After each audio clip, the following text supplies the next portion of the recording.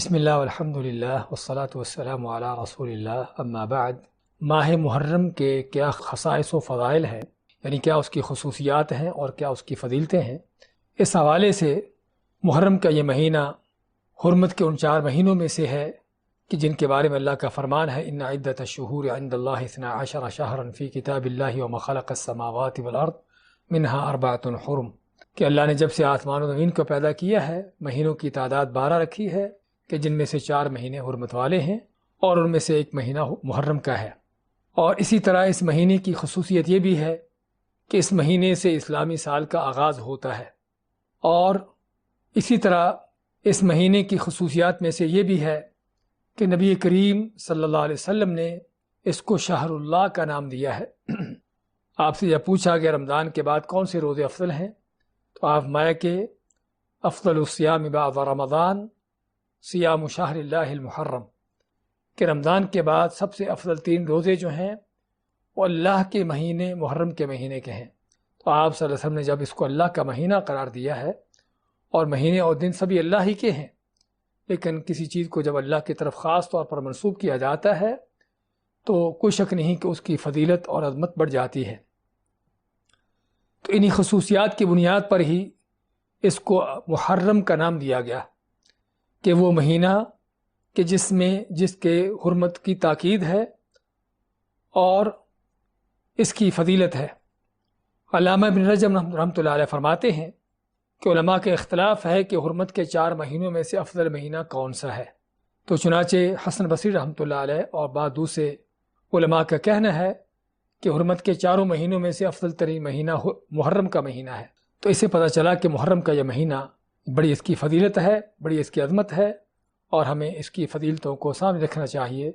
تاکہ ہم اس کی حرمت کا پاس کر سکیں۔ اس مہینے میں ہمیں کیا کرنا چاہیے؟ اس مہینے میں پہلی بات تو یہ ہے کہ چونکہ حرمت کا مہینہ ہے اور بعض علماء کے کہنے کے مطابق حرمت کے 4 مہینوں میں افضل ترین مہینہ ہے، تو ہمیں چاہیے کہ اس مہینے کی حرمت کا پاس کریں، جس طرح کہ اللہ تعالیٰ کا فرمان ہے فَلَا تَظْلِمُوا فِيهِنَّ أَنفُسَكُمْ، کہ ان مہینوں میں اپنی جانوں پر ظلم نہ کرو۔ اور جانوں پر ظلم نہ کرنے کا معنی جو عبداللہ ابن عباس فرماتے ہیں کہ اس کی حرمت کا پاس کرو اور گناہوں سے نافرمانیوں سے دور رہو اور نیک عمل کرو، کیونکہ اس مہینے میں گناہ کرنے کا وبال زیادہ ہے اور نیکی کا اجر بھی زیادہ ہے، کیونکہ اللہ نے اس کو حرمت کا مہینہ بنایا ہے۔ اسی طرح اس مہینے کی خصوصیات جو اس میں کیے جانے والے کام ہیں، اللہ تعالیٰ کا فرمان ہے کہ حرمت کے مہینوں میں قتال نہ کرو، تو چنانچہ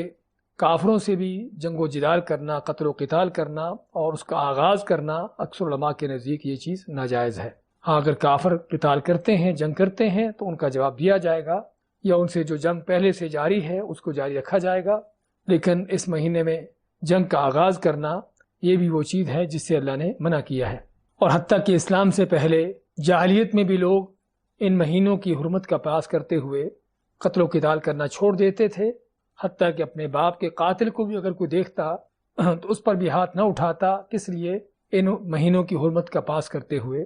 تو چنانچہ ایک مسلمان کو اور بھی زیادہ حق ہے کہ ان مہینوں کی حرمت کا پاس کرے اور محرم کے اس مہینے میں خصوصی طور پر اپنے آپ کو گناہوں سے، برائیوں سے دور رکھے۔ اسی طرح اس مہینے میں کیے جانے والے اعمال میں سے وہ کثرت سے روزے ہیں، جس طرح کہ صحیح مسلم کی حدیث ہے، نبی اکرم صلی اللہ علیہ وسلم کا فرمان افضل الصیام بعد رمضان شہر اللہ المحرم۔ آپ مانتے ہیں کہ رمضان کے بعد جو افضل 3 روزے ہیں وہ اللہ کے مہینے محرم کے مہینے کے روزے ہیں۔ تو چنانچہ اس مہینے میں کثرت سے روزے رکھے جانا کوئی شک نہیں کہ بڑی فضیلت کی چیز ہے، کہ جس کا ایک مسلمان کا اہتمام ہونا چاہیے۔ یہ وہ کام ہے کہ جو اس مہینے میں کرنا چاہیے، اس مہینے کی حرمت کا پاس کرنا اور قتل و قتال چھوڑنا، گناہوں سے، نافرمانیوں سے دور رہنا، اور اللہ کی عبادات میں سے جن چیزوں کا ہمیں حکم دیا گیا ہے وہ کثرت سے روزے رکھنا۔ اللہ تعالی ہم کو اس مہینے کی حرمت کا پاس کرنے کی اور اس کی فضیلتوں سے فائدہ اٹھانے کی توفیق عطا فرمائے۔ بارک اللہ فیکم وصلی اللہ وسلم علی نبینا محمد۔